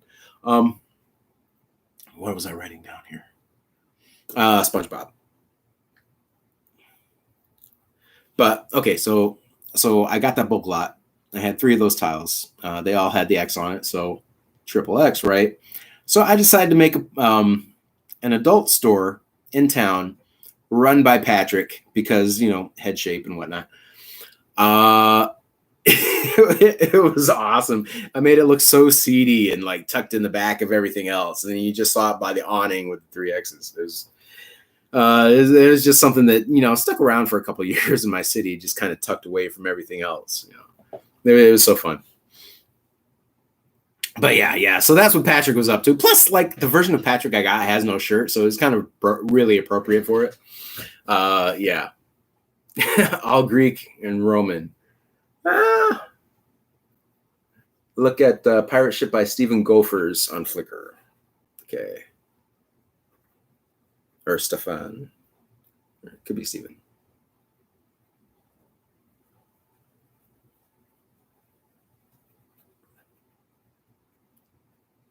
All right, we'll check that out. Greek, Roman, Atlantis, Word.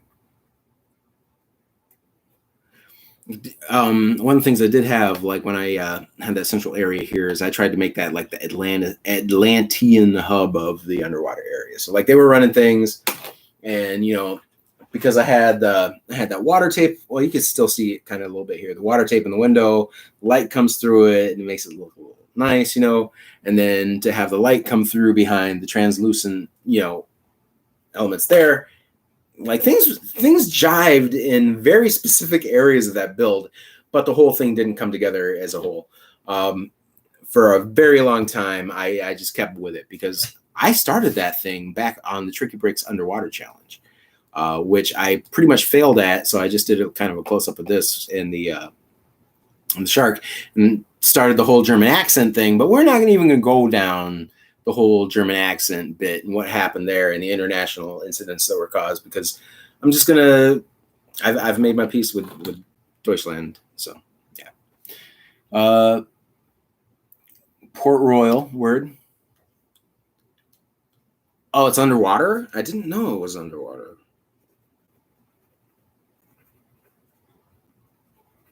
Good suggestions, y'all. Yeah, I appreciate this so much. Yeah, so good things to get going for not, because I don't do vision boards or anything like that.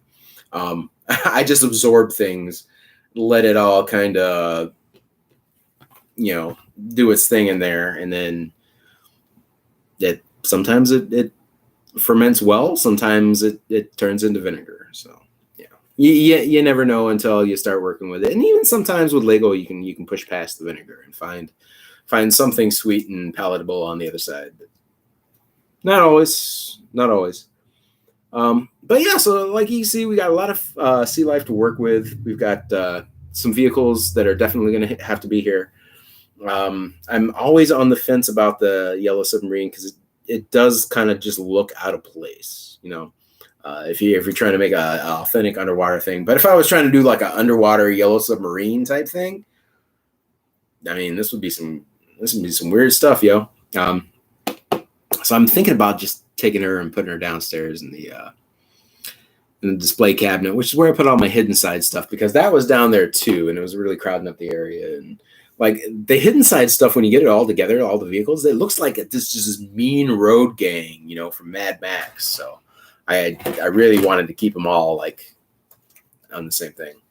But if anybody here hasn't seen the Yellow Submarine, this is a very rare thing. I got this early on in the pandemic from Brickzar, who you may know as a YouTube person.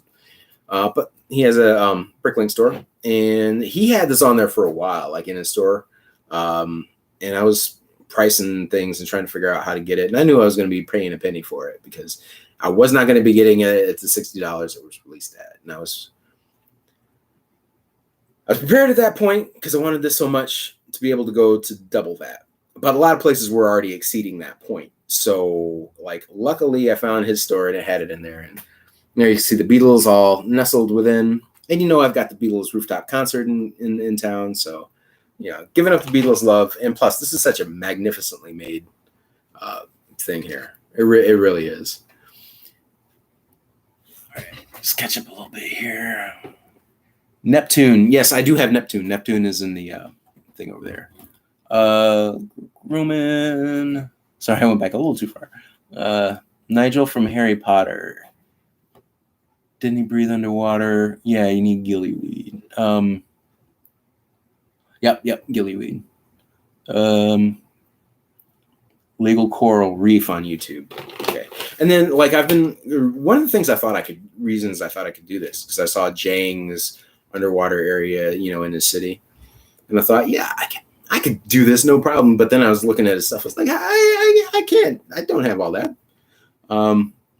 So yeah, Lego coral reef. I'll see what's going on with that.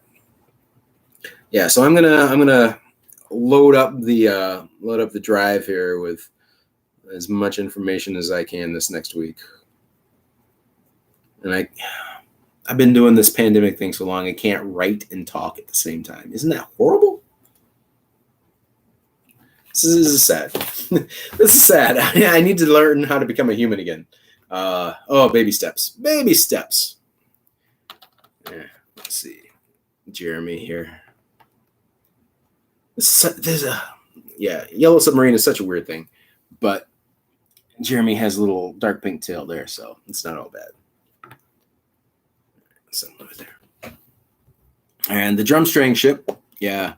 There was the underwater bits in Harry Potter I could probably go back and look at again. There were. Yeah, so I could do the Tri-Wizard tournament. Check that out.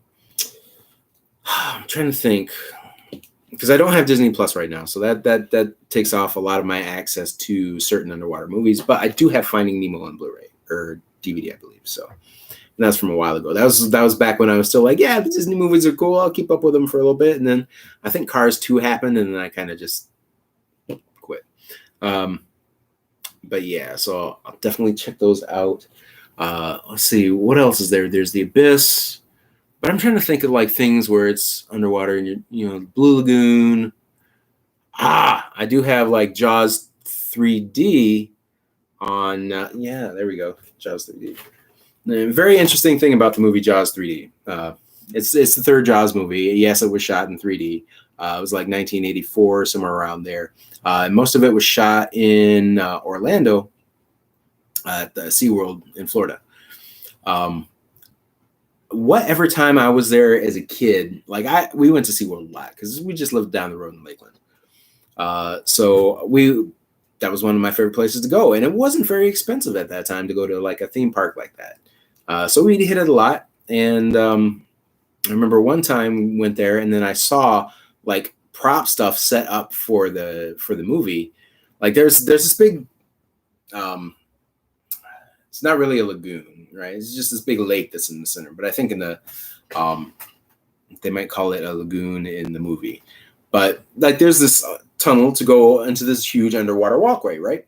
Well, the underwater walkway doesn't exist, but they made the tunnel. So I saw the tunnel there and I walked past it a few times as a kid, and it was just roped off. But you saw, there were a couple other things there too. So that was kind of cool. And then seeing the stuff in the movie, I was like, oh my God, I remember that. I saw that. I was there. But they do have the shark encounter, which if you've never done the shark encounter, do the shark encounter. Surfers, surfboards, that would be surface stuff. I do have surfers and surfboards over in the main area by the lighthouse that's over here, but that area is going to be a little bit reduced unless I can make a 2 base plate by 1 base plate table to set those base plates on to continue my water area as it is now. Because right now over there, I've got 4 base plates dedicated to the water. And it's probably going to have to get cut down to 2 unless I can do that little extension. But yeah, so I've got surfers over there, surfboarders, same thing. Why did I just say that? I don't know. Jet skiers, I got jet skiers over there. I've got the fishing boat from the Hidden Side, which is one of my all-time favorite boats. I've got the Hidden Side Lighthouse.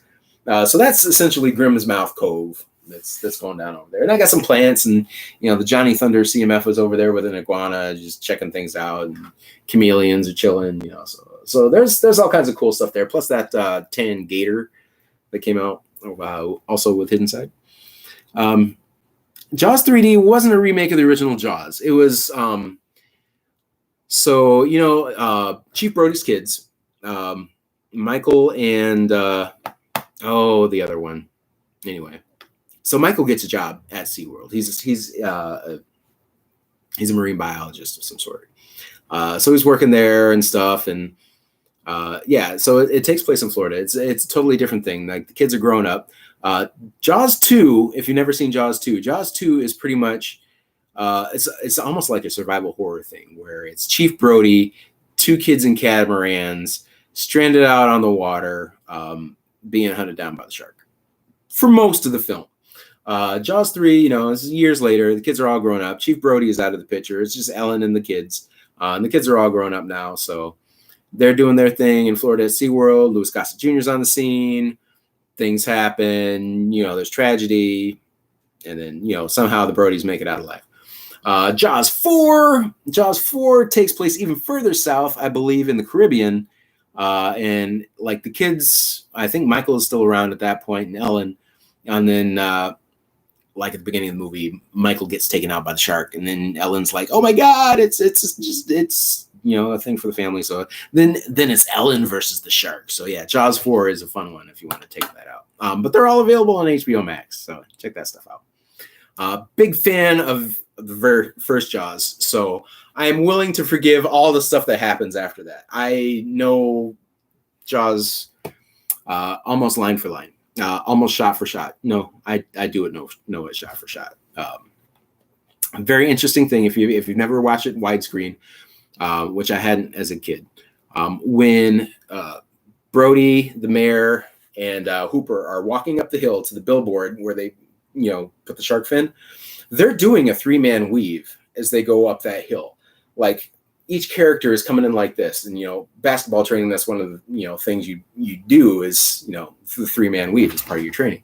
And so seeing that, and I was like, oh my God! And Jaws is something. Every time you see it, you'll see something new. So check that out next time you watch it. Also, the most ham-handed joke ever edited in a film is in Jaws, and it's the when they're looking at the remains of Chrissy and don't smoke in here. Thank you very much. You see, this is what happens. And it's just like the timing on that is just like the worst ever. So that is something Jaws also has going for it. Now to stop my rant and catch up on the chat here real quick. Underwater Hotel. Jules Undersea Lodge in Key Largo. Okay.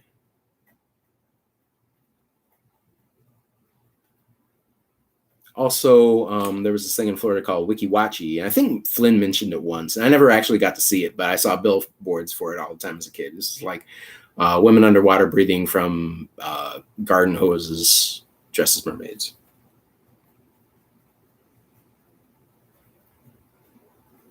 So yeah, Florida's full of all kinds of strangeness. All Jaws suck, but the first one, that is a valid opinion. I can't fault you for that. I am also somebody who enjoys Kingdom of the Crystal Skull very much, Godfather 3, and other very unpopular films such as Speed Racer. So, and the second two Matrix movies. So yeah, my movie, like I give a lot of benefit of the doubt, especially when it comes to sequels. But then there are some sequels I just won't touch. But it depends on the franchise, right? It depends on the initial thing. And it looks like I'm trying to eat this shark, or it keeps trying to go up my nose. So I'm going to scoot him over here just here. Yeah, that's better. Now it looks like we're just having a conversation. But yeah, seen them all. I love them all very much, and it gave me a great respect for the water as a child. 4th of July ritual word. It is a great 4th of July. It's 4th of July weekend, and the beaches will be open. That's right. You can't close the beaches. Only 24 hours. 24 hours is like 2 weeks. Yeah, so Jaws is great. And I've always wanted to kind of build an orca, so someday I'll make my way up to there. But one of the things I do with Lego is like I'll make representation for something I don't have. But I have the McFarlane orca, so I'm doing okay right now as far as my Jaws emotions go and representing stuff. So we got the shark, we got the tank. And for now, that works for me for Lego. The shark goes on. I'm not gonna do Brody, Hooper, and Quint on the orca. There are people who've done it well, who put it through ideas, who I really would hope that it goes through, but it never seems to. Followed by Independence Day. Word. Yeah. Oh, Independence Day. It's been forever since I've seen that, yo. So long. And actually it was weird. Somebody was talking in the Bricks by the Bay after stuff, the social hour last night, and I was not paying attention to the screen. And I think it was Paul. And Paul's got a slower way of talking. And I think at one point, like I may have left the room and come back, or turned off my headphones or something, or like he changes emotion on a subject. But for a hot second, for about 60 hot seconds, dude sounded a whole lot like Jeff Goldblum. And I was like, wait a minute, what? Oh my God, he does. And then he kind of phased out of it. He went from Jeff Goldblum to Al Franken. So it was like, oh man, it's just like that little piece of magic was lost. But it was a wonderful thing if you were there to witness it. Yeah, that's what I call a close encounter. Word up, yo. And that's what I call a sticky situation. All right, so yeah, this is what we got. This is what we're going to be working with. This is going to be kind of a project ongoing until we get something workable that we can walk away from and be happy with. So I'm going to do some side work on this, which means I'm going to have to keep this table up for a while. But I want to make everything so that I can moderately take these plates apart and reset them up down there. So we're going to see how that works. But yeah, so this is something we're going to be tracking, seeing how it goes, trying to work something together, getting input and getting critiques as we go to make this work. And like I say, I mentioned before, Monica helped iron out some of the wrinkles that were going on with the other thing, but like the overall structure of it was a fail. So there's no good way to make everything work in the end. So we're just going to be starting over from scratch and getting everybody's help. And appreciation much to everybody in advance for that. And just appreciate you hanging out and stopping by, John, and listening to my crazy rants and my strange facts and my weird asides and like the rabbit holes I go down and moray eel holes. Yeah, that's probably not a phrase I'll be popping out there too much. It's kind of like you got to pay the troll toll if you want into this boy's soul. All right, so yeah, that's a lot of stuff to clean up, and then I've also got a lot of tan plates, so we can do some kind of undulations with landscape a little bit. So yeah, I'm gonna be looking into things, and I'm going to just be running this in front of committee the whole time, and then like we can build this live, get live suggestions. I always keep all my elements within reach of this single spot right here. So like anything that I have that we need that we can put in here, we can put in here. Damn the torpedoes, as they say. Yeah, there's my one to keep it PG-13. Actually, I need 2 to keep it PG-13. So we'll see what I can come up here with in the next couple seconds. But yeah, so putting this all away now. In the city, yeah, recapping, just everything we went over here. And thank you to everybody again for stopping by. Yeah, so Bricks by the Bay was this weekend. Gothamanhattropolis got a major award, so that's keen as all get out. Looking forward, yeah, and then the prize is going to be PDF. So looking forward to the PDF. I think I'm going to put it on a memory stick and then frame the memory stick, and then that way it'll look like something good. But maybe I'll get maybe I'll order a printed brick. I don't know, from somewhere to commemorate it. Yeah, thanks, Aubrey. Good to see you. Good to see you too. Tell Cole I said hey, and I just might try and copy that ATRV. I don't know. I needed space for it. But yeah, that was a brilliant little build. And the lighting on yours was just superb. But yeah, so we got the 6 base plates. We got the things here. We got things going. And I'm gonna take this down so that like in the meantime, while I'm doing all the research and everything, I don't start formulating what I want to do just by seeing the stuff sitting out. I'm gonna take in the other stuff, translate that, and then move it on to this. So we're just gonna set this aside for now, because I'm actually gonna get some video gaming in this week, because I'm taking a break from the city and Lego and everything for just a hot minute, because I've been doing nothing but building for the last year straight. Plus, so yeah. Thanks, Brickanista. Yeah. So I need me some video game times, and I also need a good area to do the VR, because I got some golfing that I need to do. That's it's just a thing. But yeah, so I'm gonna wrap this up. Thank you everybody for stopping by again. Thank you Brickanista for the sticker. Thank you 9 Brick City for the awesome goodies. Thank you everybody for the votes for this weekend. Oh my goodness. I'm still just like bubbly with joy over this, because who knew, right? But I took a shot, and it's all because Brickanista was like, yeah, you should put your opera house in the city or in the thing. And I was like, yeah, I could probably do that. And then I'm going to put the opera house in the thing. I was like, well, I don't want to step on Cornado's toes. So then I was like, well, I'll just put the whole thing in large displays, because there's nobody in there right now. And then this happened. So yeah, like the stream if you like the stream. Subscribe if you haven't, because I keep doing this, but we'll see for how long with the whole I'm putting in application, so who knows. But yeah, thanks everybody. We'll be doing this again next week. And we'll get back. We'll dive right into the whole water thing, because I'll be ready to go on this build. It'll be tough to rein myself in the meantime, but I'll manage somehow, probably with a PlayStation 4 controller and some duct tape, so some kind of restraint device that's gonna amuse and contain at the same time. So yeah, thanks everybody. Peace and love and such.